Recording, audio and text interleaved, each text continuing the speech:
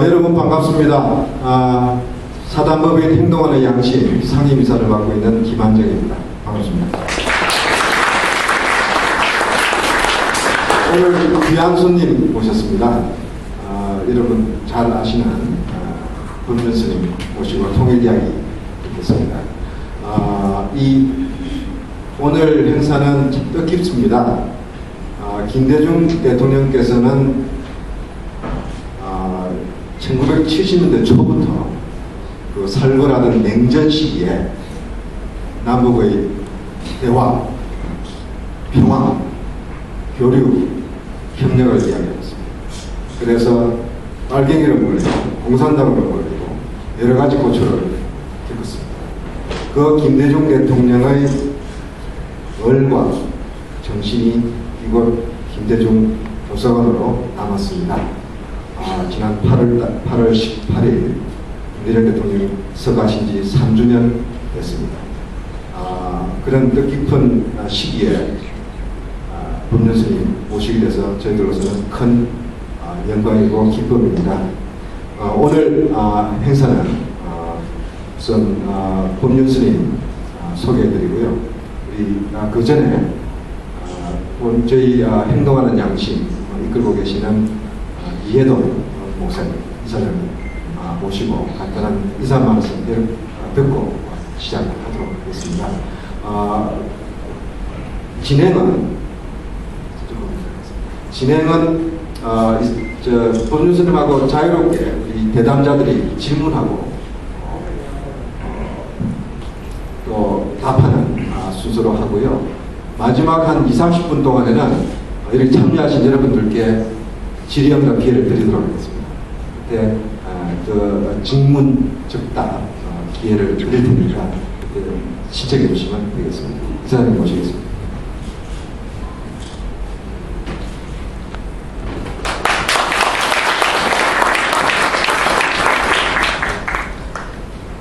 오늘 귀한 분을 모시고 말씀을 듣게 된 것을 크게 기쁘게 생각합니다.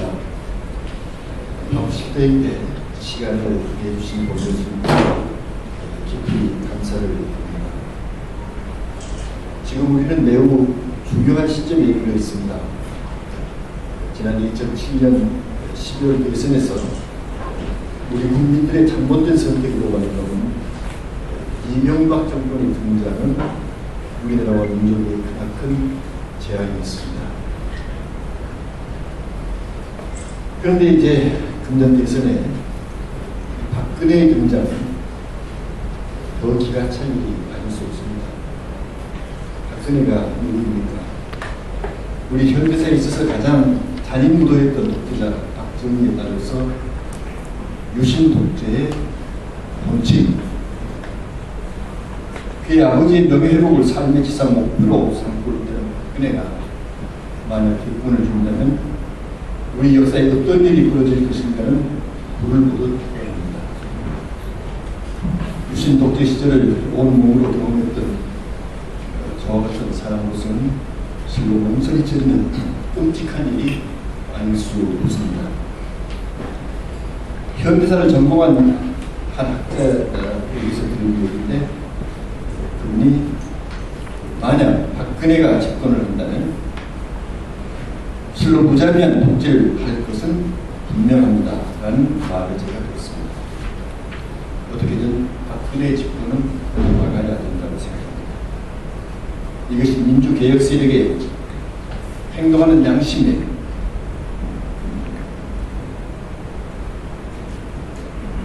주어진 삶의 현장에서 뜻을 지니고 사는 사람들의 오늘을 바르게 사는 역사적 책무라고 생각합니다. 이래서 지금 우리는 유신 독재의 회기냐 아니면 민주회복과 민족 평화 복지 체제의 복귀냐는 양자택일에 이루어져 있습니다. 이와 같은 중요한 시점에서 우리 사단법인 행동하는 양심이 오명한 법륜 스님을 모시고 좋은 시간을 갖게 됨을 매우 뜻깊은 일이 아닐 수 없다고 생각합니다. 아무쪼록 법륜 스님을 통해서 많은 지혜를 얻고 바른 뜻을 붙이며 힘을 모으는 값진 시간이 되시기를 바랍니다. 다시금 귀한 시간을 내주신 본 교수님께 감사드리고 이 자리에 함께하신 여러분에게도 감사드립니다. 그리고 좋은 시간 되시기를 바랍니다. 감사합니다.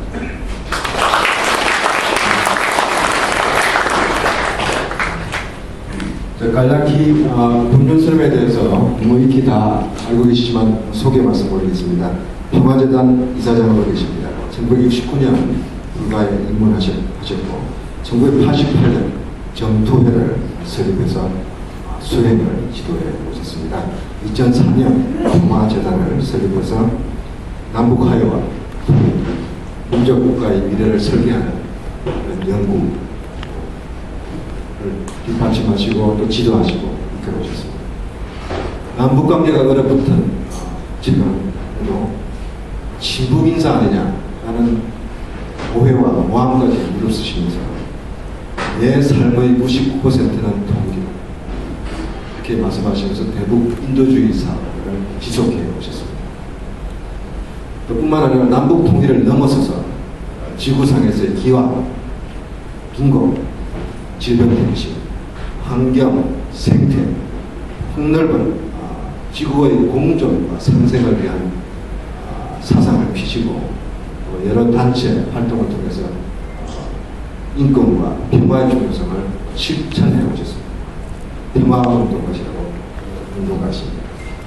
최근 고뇌하는 청춘들, 방황하는 젊은이들에게 희망과 용기를 불어일으키고 사회에 대한 새로운 비전을 제시하기 위해서 청춘 콘서트를 기획하시고 이끄셔서 작년 국민들의 큰 관심을 모은 바 있습니다. 올해는 희망 만들기 프로젝트로 올 상반기에만 제가 알기로는 100회 강연을 거의 매일 하루에 2차례를 강연을 하실 때도 있다고 들었습니다.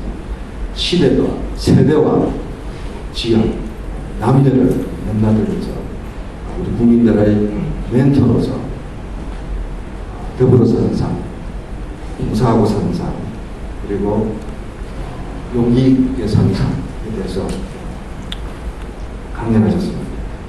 2000년 만해상, 2002년 막사이사상, 2007년 민족화해상, 2011년 통일문화대상 받았습니다. 이외에도 많은 상을 받으셨습니다. 베스트셀러 저술가십니다.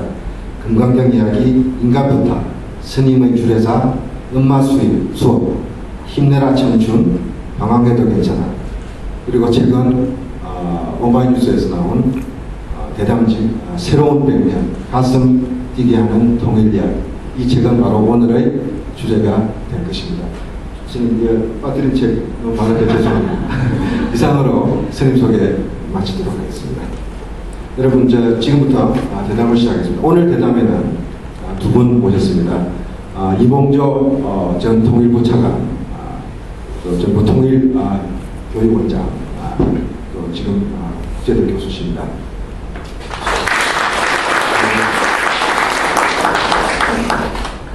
홍익표 일본 생동원장실 이사십니다. 19대 국회의원 뉴페이스입니다. 통일 전문가십니다. 지금부터 시작하도록 하겠습니다. 두 분께서 자유롭게 번갈아 가시면서 선생님께 질문을 해주시고요. 자유롭게가 아니고 사실은 시나리오가 있습니다. 네, 그래서 제가 먼저 질문을 드리도록 하겠습니다. 먼저 질문하기에 앞서 이런 자리에 제가 대담자로 참석할 수 있게 된 것을 무척 영광스럽게 생각을 합니다. 대답을 잘하는 것보다 질문을 잘하는 게 참 중요합니다. 근데 저는 대답을 잘하는 교육만 받아왔어 정말 질문을 잘 못합니다. 그래서 참 걱정입니다. 대담을 하면서 질문을 하고 또 이 질문이 정말 여러분들이 법륜 스님에 대해서 알고 싶은 것을 제가 꼭 집어서 이 질문을 할 수 있었으면 좋겠다는 생각을 하는데 그 그것도 아마 여의치 않으리라고 생각을 합니다. 그래서 나중에 시간이 있을 때 또 여러분들께서 또 질문을 부족한 질문을 좀 해주시고요. 저는 지난 6월 달에 마닐라에서 스님으로부터 이 책을 받았습니다. 6월 25일이었습니다. 스님께서 이 책에다가 이 정정을 하는 글을 써주셨는데요. 그래서 이 책을 받고 사실은 책을 읽지를 못했습니다. 그런데 어느 날 우리 김한정 실장이 이거 이런 프로그램 나와을 준비하고 있는데 대담을 좀 했으면 좋겠다라고 이야기를 하길래 이 스님이 앞을 내다봤구나. 틀림없이 이런 자기가 될 거라고 생각하고 읽어보라고 책을 준 건데 제가 그동안에 책을 못 읽어가지고 여기 일하시는 우리 조승현 씨를 상당히 좀 미리 질문을 달라고 했는데 못 줘서 좀 미안한 마음도 있습니다. 근데 이 책의 제목이 새로운 100년입니다. 저는 이 새로운 100년이 아닌 그런 새롭지 않은 100년은 무엇이었나?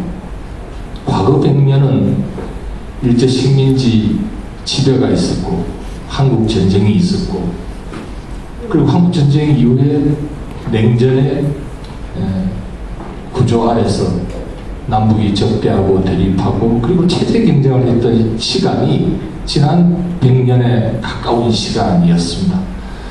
그래서 스님께서 말씀하시는 이 새로운 100년, 이 새로운 100년에 담긴 의미가 뭘까? 그것이 저는 궁금했습니다. 그래서 이 새로운 100년에 담겨있는 그 함축된 의미가 무엇인가 하는 것을 먼저 스님께 좀 여쭙고 싶고요. 그럼 새로운 100년은 틀림없이 아마 스님이 99% 통일을 말씀하실 것 같은데 그러면은 그 통일을 어떻게 새로운 100년을 그럼 어떻게 풀어나가시는 게 스님께서 생각하시기에 이 방법이 가장 좋은 방법이다. 네, 그렇게 좀 생각을 말씀해 주셨으면 좋겠습니다. 네, 여러분들 만나서 반갑습니다. 이런 자리에 제가 초대돼서 너무 영광으로 생각하고요. 일찍 이곳을 방문하고 김영민 대통령님의 치적 같은 것을 함께 우리가 개선하는 역할을 했어야 되는데 오늘 와서 그것도 좀 늦게 와서 보면서 마음에서 좀 죄송한 마음이 들었고요. 저는 어릴 때부터 김대중 선생님의 그런 이름 하에 듣고 자랐기 때문에 저희들이 들은 이름은 박정희, 김대중, 김영삼, 김종필 어쩌면 철들고는 늘 들었던 이름입니다. 첫째는 우리 사회 반독재 민주화의 선구자시고 화신이다, 상징적인 것이다 이렇게 볼 수가 있고요. 그런 분은 여러분이 계십니다. 거기에다가 또 하나는 민족의 화해와 협력, 한반도의 평화, 그리고 통일 이런 문제에 또한 선구자시다. 사실은 이 둘을 겸하신 분은 제가 볼 때 그렇게 많지 않는 것 같습니다. 민주화에 여러 가지 공로가 계신 분 중에는 반복적인 그런 분도 계셨고요. 또 한반도의 평화나 통일 이런 문제에 관심이 계신 분 가운데는 민주화에 열정을 갖고 고난을 겪고 하지 않으신 그런 분들도 있는데 김대중 대통령께서는 두 부분에 다 우리의 시대적 과제에 가장 충실하신 분이 아닌가 그렇게 생각이 들고요. 또 하나 지금 우리 사회에 이런 사실 우리가 IT 산업이나 정부 통신 이런 분야에 있어서 한국 사회가 세계에서 가장 앞서간다 하는 이런 분야에 있어서도 돌이켜보면 김대중 대통령께서 기초를 닦으시지 않았나 이렇게 생각이 들고요. 이런 것을 연세 드신 분이 이런 걸 내다보셨다라는 것은 항상 나이를 넘어서서 늘 진보적 의식을 갖고 있었다 이렇게 볼 수 있겠습니다. 제가 김대중 대통령하고 강원영 목사님을 뵐 때마다 늘 나이와 관계없이 늘 진보적인 생각을 갖고 계신 분으로 기억이 남습니다. 대다수 사람들은 나이가 들면 이렇게 보수화되는 게 일반적인 현상인데, 또 복지 부분에 있어서도 가장 우리 사회 기초를 닦지 않았나 이런 생각도 들고요. 그런 많은 취재를 갖고 계신 분의 뜻이 오늘날 그분의 뜻을 계승하는 행동하는 것이 김대중 대통령의 위대함만 찬양할 게 아니라 그것이 계승되고 지금 우리 시대의 과제를 실현하는데 우리가 얼마나 기여하느냐 이런 관점에서 여러분들의 좀 권투와 분발을 촉구하면서 여러분과 함께 대화를 나누겠습니다. 이봉대 차관님은 통일부 차관까지 역임하셨고 통일부 전문가신데 제가 묻고 이봉대 차관님이 대답을 하시면 제가 잘 묻는데 대답을 잘 하실 거고 그럼 오늘 더 재밌게 되지 않았나 싶은데 일단 프로그램이 짜여져서 제가 한번 간략하게 말씀드려보면 이렇습니다. 아까 말씀드린 대로 지난 100년은 조선조 말기에 그런 혼란, 그 혼란에 대한 소위 상층부의 제대로 된 대응이 실패로 제대로 된 대응을 못했다. 갑신정변의 실패로 인해서 위로부터의 계획이 실패하자 결국은 아래로부터의 혁명적 상황이 일어나는 게 동학혁명인데 그것 또한 기득권 세력이 외세를 끌어들여서 억압함으로 해서 실패로 가지 않았느냐. 이러한 실패는 결국은 나라를 일본에 빼앗기고 또 일본에 빼앗겼을 때 우리 힘으로 해방을 쟁취하지 못한 것은 그 결과로 다시 분단이 되었고 분단이 된 상황에서 우리 힘으로 화해와 협력을 도모하지 못함으로 해서 결국은 전쟁으로 부여됐고 전쟁의 상처가 결국은 지금 내년이면 정전 60주년인데 소위 60도를 결국은 평화체제를 구축하지 못하고 냉전구조로 오는 이런 지난 100년이 아니었느냐. 그런데 이런 남북관계의 갈등을 우리가 다시 또 해소하지 못한다면 지금 전개되는 국제정세의 변화는 미국, 일본도의 세계에서 결국은 중국이 부상해서 G2시대 또는 미중 패권 경쟁 시대가 앞으로 도래될 시대라 이렇게 보여질 때 결국 우리가 북한에 대한 어떤 적대 관계로 인한 북한에 대한 우리들의 위협이라는 측면에서 우리로서는 선택의 길이 미국과의 동맹을 강화하고 또는 한미일 동맹을 강화하는 이 길로 자연스럽게 갈 수밖에 없지 않느냐. 북한이 체제가 안정이 되어 있으면 지금처럼 자주성을 유지하겠지만 결국은 북한은 경제적 사회적 붕괴로 인한 체제 붕괴 위험에 처하게 되고 자기 체제를 유지하려면 자력으로 못하게 되니까 결국은 자주권을 포기하고 중국에 의지하는 길로 갈 수밖에 없지 않느냐. 지금 경제적으로 의지하고 있는데 조금 있으면 정치적으로 의지하고 군사적으로 의지할 수밖에 없지 않느냐. 북한은 또 남쪽에 대한 자기들의 체제 보장이라는 측면에서 그 길을 선택할 거고 이것은 결국은 우리가 미중의 강대국의 하위 변수로 전락하게 되고 미중의 경쟁이 남북 간의 경쟁 그것은 한반도의 평화도 이루지 못하는 불안정을 초래할 거고 또 이러한 상태에서 우리의 미래의 어떤 발전 전략이라는 것은 거의 힘든다. 또 우리가 분단된 상태에서 남한만 갖고도 나름대로 발전 전략이 성공한 그것은 우리가 의지하고 있는 미국이 세계의 패권을 행사할 때였기 때문에 가능했는데, 사실은 앞으로의 미래는 중국이 오히려 더 세력이 변화가 일어난다고 할 때 결국은 우리와 반대편의 이 세계 패권 국가가 될 때 우리의 발전 전략에 가는 것은 결국은 한계에 부딪힐 수밖에 없다.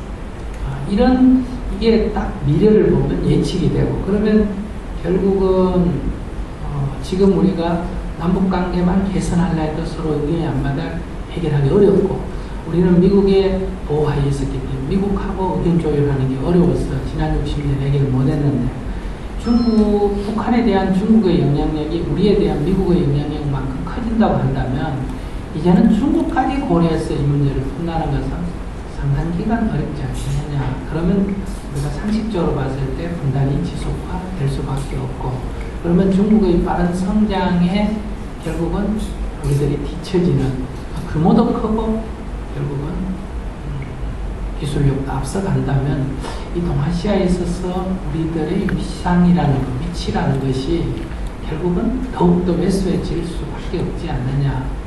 그러면 안전도 유지 안 되고 결국은 발전도 지속시키지 못하는 게 다시 미래 50년, 100년으로 예측이 되는 거다. 이건 우리가 조금만 생각해 보면 그냥 우려를 하는 게 아니라 이건 거의 현실로 90% 감안해버렸더니 현실로 다가올 일이지 않느냐. 그러면 운동이라는 건 뭐냐? 그것이 우리에게 불리하다고 할 때 그것을 방향을 약간 틀은 게 운동이 아니겠느냐. 이랬을 때 우리의 운명이 이렇게 예측되는 운명, 지난 100년과 동일한 운명으로 가지 않게 하려면 결국은 우리가 좀 더 자주적이 되고, 우리가 이런 강대국의 어떤 하위 변수가 아니라 오히려 강대국 갈등의 완충지대를 구사하는 어떤 상수 변수로 전환할 수 있는 길은 없겠느냐. 그리고 우리가 지속적으로 더 발전하는 길은 없겠느냐. 저는 충분히 있다, 이렇게 보여지는 거예요. 그 첫 단초가 뭐냐? 저는 통일이어야 된다. 통일 없이는 여기에서 어떤 국가 전략을 세울 수도 없다. 이런 데서 과거에 분단된 상태에서도 우리가 이 정도로 발전의 국가 전략을 세우지 않았느냐라고 해서 앞으로도 계속 발전할 수 있겠다 하는 것은 이 국제 정세의 변화 속에 올바르지가 않다. 이제는 정체와 몰락으로 갈 수밖에 없는 게 예측이 되고 있다. 그래서 분단됐기 때문에 통일하자가 아니라 우리의 미래의 희망을 만들려면, 비전을 만들려면 일단 통일이 첫 단계가 돼야 된다. 그런 면에서 첫째는 통일 없이는 미래 비전을 만들기가 어렵다. 그러면 통일만 되면 끝나느냐? 그건 그렇지가 않다. 두 번째는 이 통일을 전제로 하고 통일을 딛고 통일 한국은 결국은 중미를 견인해내는 동아시아 공동체, 동아시아 평화 공동체를 끌고 나가야 된다. 우리의 통일이 주변국에 배타적으로 대응하자는 게 아니라 주변국을 끌어올려서 공동 번영을 해나가자는 구상으로 가야 된다. 현재 일본의 이런 자세, 태도로 봤을 때 일본이 아시아 공동체의 구심적 역할을 하기는 어렵다. 이들의 과거사 태도나 이런 여러 가지 태도로 봐서. 중국도 경제적 규모는 크고 군사력은 클지 몰라도 그들의 정치 수준, 민주화라는 여러 가지 수준이 이런 패권을 행사할 수 있을지는 몰라도 공동 번영을 추구할 만한 소위 사상이나 문화의식이 못 된다. 그럴 때 우리 통일된 한국은 이러한 양자를 견인해서 동아시아 공동체를 구성하는 저는 구심적 역할이 될 수가 있다. 이렇게 될 때만이 세계 문명의 중심이 유럽에서 미국으로, 미국에서 동아시아로 올 수가 있지. 그냥 동아시아가 경제력이 크다고 군사력이 크다고 동아시아 시대가 도래하는 것은 아니다. 그것은 세계 문명을 앞서가는 그런 추세에 서 있어야 문명의 중심이 되지. 그것만 갖고는 안 된다는 거죠. 마치 러시아가 군사력과 경제력이 한때 있었지만 문명의 중심이 될 수 없었던 것과 마찬가지다. 만약 이렇게 우리가 미래 100년을 계속 이렇게 예정해 본다면 결국은 세계 문명의 중심이 동아시아, 동아시아 문명의 중심이 동일 한국 이렇게 온다 그러면 한국의 국가적 위치, 세계의 문명사회 발전에 기여도라는 것은 획기적인 역할을 할 수 있다. 이게 일단 우리가 통일이라는 것을 가지고 그림을 그리면 이런 그림이 가능하다는 거죠. 이게 된다는 무슨 결론이 아니라 정치인이 아니라 우리는 이런 가능성을 열고 우리가 도전을 해볼 수가 있지 않느냐. 이것은 과거에 그 어려운 가운데도 우리가 산업화를 달성했던 성공의 경험, 그리고 그 엄혹한 독재 시절에 민중이 스스로 민주화를 달성했던 그러한 우리 역사, 어려운 가운데서도 우리가 어떤 작은 성공을 했던 그 힘을 결국은 통일한국으로 해서 저는 과거 100년을 청산한다. 통일한국은. 그리고 이것은 미래 100년의 출발점이 되지 않느냐. 이런 데서 통일 문제는 지금 달리 접근해야 될 문제다. 두 번째는 그러면 통일의 주체가 누구냐. 이 세력면에서 남북 간에서 볼 때 초반기에 5, 60년대에는 정치적, 군사적, 경제적으로 북한이 더 강했기 때문에 북한이 통일의 중심 세력이었다. 그리고 남한 안에 있는 북한의 그러한 통일 정책에 어느 정도 동조하는 사람이 통일 세력이었다. 그리고 남한의 소위 지배 세력은 좀 자기 체제 유지에 급급했기 때문에 통일에 소극적이었다. 그러나 70년대, 80년대 오면서 남북 간의 정치적, 군사적 여러 면에서 세력 균형이 이루어지면서 결국은 어느 하나가 어느 하나를 일방적으로 해결할 수 없는, 이겨낼 수 없는 이런 상태에서 결국은 서로의 체제를 인정하고 공존의 번영을 추구하는 그러한 통일 정책. 그게 바로 북한은 좀 더 결합도를 높이자는 연방적 통일 방안이라면 남한은 좀 결합도를 더 느슨하게 하고 각자의 자주성을 더 높이자고 하는 이러한 연합제 방안이 결국은 70년, 80년대에 남북이 서로 의견을 고안한 거 아니냐. 이것의 시작이 직사 공동선언이라 그러면 이것의 종결이 저는 6.15 선언이다. 이렇게 생각을 합니다.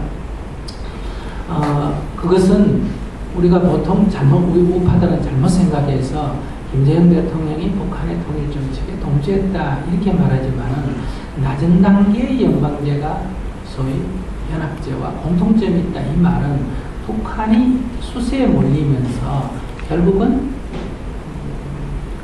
연합제를 남한이 주장하는 통일 방안을 받아들였다. 남한이 좋아서 받아들인 게 아니라 북한이 자기 체제 방어에 들어갔다. 이렇게 볼 수 있단 말이에요. 그렇기 때문에 북한은 낮은 단계의 연방제라는 이름으로 결국은 서로의 체제를 인정하고 합의해 나가는 이런 통일 방식을 우리가 공통점을 잡았는데요. 그러면 지금 그러고도 또 이제 12년이 지난 지금의 상태에서 남북한의 세력은 금융섬에서 볼 때 결국은 남한의 절대적 우위에 있는 이런 상태 하에서 남북 간의 상호 대등한이라는 것은 저는 이미 지나간 시대의 얘기가 아니냐. 이제는 통일의 주체 세력이 역량면에서 남한이 될 수밖에 없고 북한은 역량면에서 될 수가 없고 자기 체제 강화에 급급한 상태다. 그럼 남한 안에도 지금 통일 세력이 일부 평화 세력으로 남아있거나 안 그러면 아예 소멸한 상태다. 이런 데서 남한이 중심이 돼야 되는데 남한의 통일 세력이 없는, 통일의식이 없는 게 지금 우리 통일 문제에 있어서 실종된 상태가 아니냐.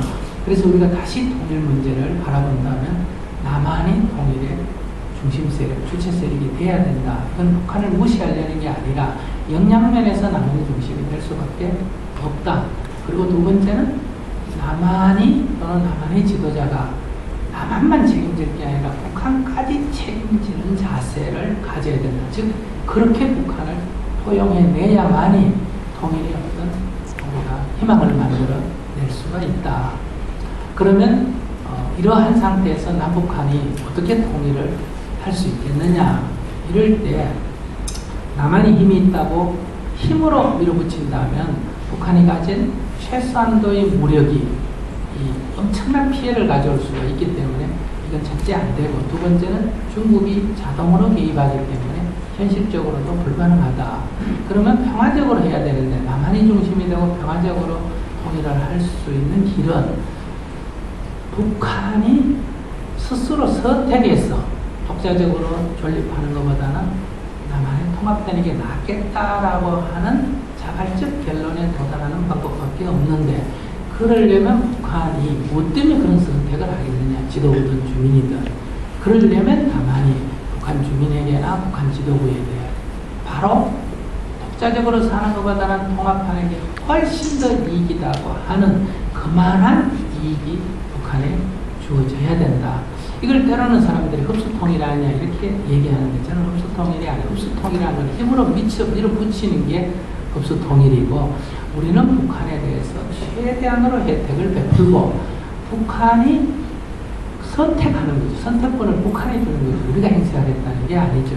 그들이 독자적으로 존립하는 것보다는 통합하는 게 낫겠다고 북쪽에서 선택하는데, 이게 흡수통일이라고 할 수는 없는 거다. 이거야말로 합의통합이다. 이렇게 볼 수가 있는데요. 이럴 때 중국이 개입할 여지가 없어진다.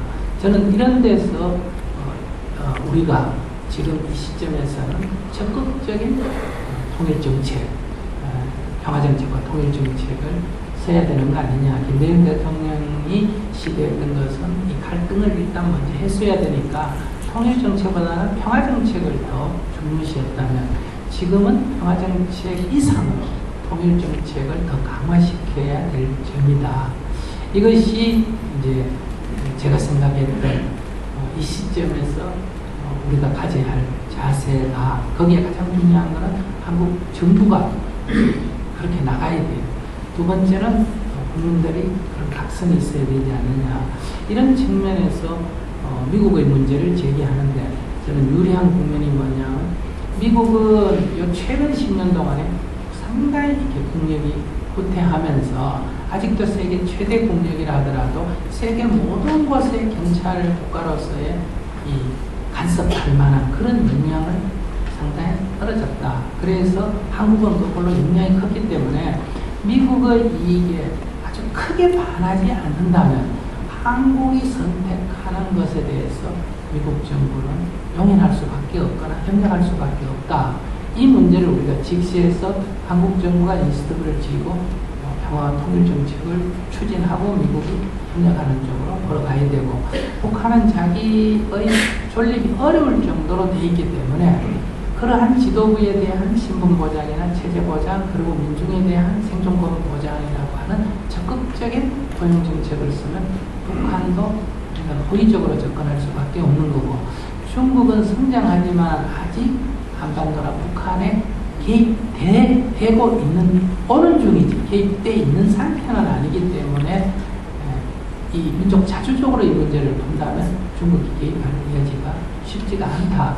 이러한 지금 세력적인 변화가 우리만 정신을 차린다면 향후 10년 안에 저는 사실상의 통일 국면으로 충분히 진입시킬 수가 있는데, 만약 이 기회를 놓쳐버리면 저는 이 세력 변화에 있어서 통일의 기회를 얻기가 좀 힘든다. 수십 년 후로 가지 않겠느냐. 그런 측면에서 지난 10년은 민족사에 있어서 너무나 아쉽고 아까운, 다시 말하면 통일의 기회를 낭비했을 뿐만 아니라 자칫 잘못하면 통일의 기회를 잃어버릴 만한 위험을 초래했는데, 이번에 만약에 또 5년간 또 잃어버린다면 저는 사실상 굉장히 어려운 국면에 갈 거다. 그래서 2012년에 우리의 선택은 단순히 정권 교체의 문제가 아니고 우리 민족사의 어떤 운명을 가름하는 그런 중대한 선택의 문제에 우리가 놓여 있다. 이런 관점에서 한국 사회 안에서 연극과 해소가 된 단 한 문제도 있지만, 저는 가장 큰 문제는 우리의 평화정책과 통일의 기초를 마련하는 이런 문제의 관점을 확고하게 가진 사람이 우리가 선택을 해야 되고 그런 집단을 선택해야 된다. 그렇다면 저는 우리 민족에게 아주 미래의 백년의 첫발을 잘 디딜 수 있지 않겠나 그렇겠습니다. 너무 얘기하겠습니다. 그래서 맞아, 근데 큰일 났습니다. 저희들 앞으로 여쭤봐야 될 큰일 나면 답을 다 주셔가지고 우리 홍 의원님 좀 더 어려운 질문을 비장하게 처음에 생각했던 시나리오하고 다르게 편하게 질문하기 좋을 것 같습니다. 더군다나 우리 두 가지를 질문하셔야 돼 얘기하다. 우리 법률스님은 제가 오래전부터 뵙지만 어떤 질문을 해도 거침이 없게 답을 하시기 때문에 이 시나리오 없이 그냥 편하게 질문하는 게 더 생동감 있고 훨씬 더 좋을 거라고 생각되고요. 저는 오늘 마찬가지로 지금 스님께서 굉장히 좋은 말씀을 해주셨는데 저는 이 책을 보면서 밑에 있는 부제가 훨씬 더 좋더라고요. 가슴을 뛰게 하는 통일 이야기. 가슴을 뛴다. 과연 제가 우리 아내를 만나고 가슴이 뛰었을까 이런 생각들이 보는데요. 제가 김대중 대통령 자서전을 보면 우리 대통령께서 돌아가실 때까지 이효 여사한테 가슴이 뛰셨던 것 같아요.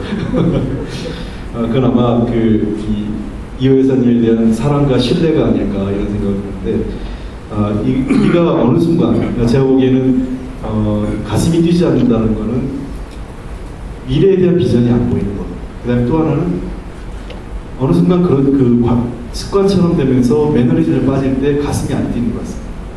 그러니까 어떤 의미에서는 통일 문제가 지난 6.15 공동선언 이후에 12년이 지나면서 굉장히 많이 우리한테 가까이 왔습니다.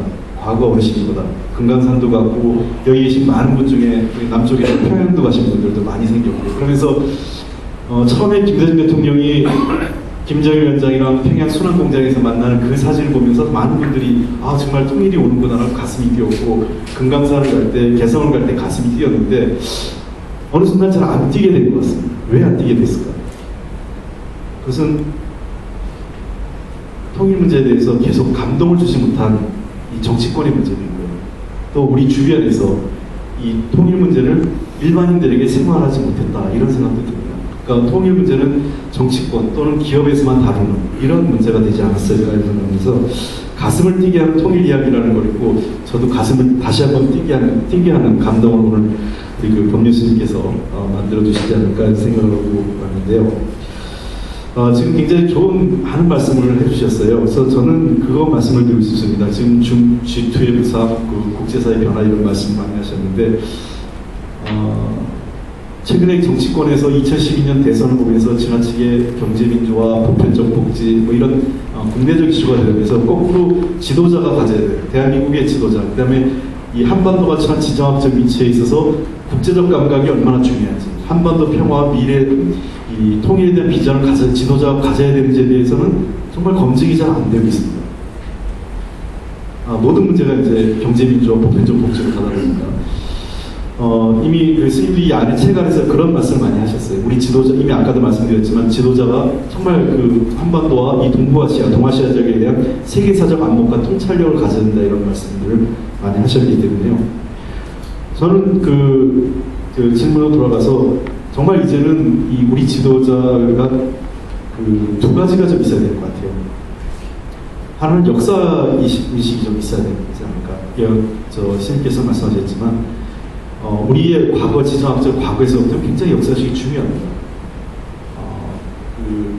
여기서 보면 고대사, 특히 발해 고구려, 우리 동북지역 가면 뛰는 가슴을 느낄 수 있는데 거기서부터 역사를 가져왔고요. 두 번째는 대륙은 미래다. 이런 정도의 좀 이번에 대선에서 언급을 하고 대륙이 미래다. 우리가 나갈 길은 저쪽 북방 쪽이 있다. 미래가 있다. 이런 정도의 미래 비전을 얘기해야 될 거라고 생각되는데요.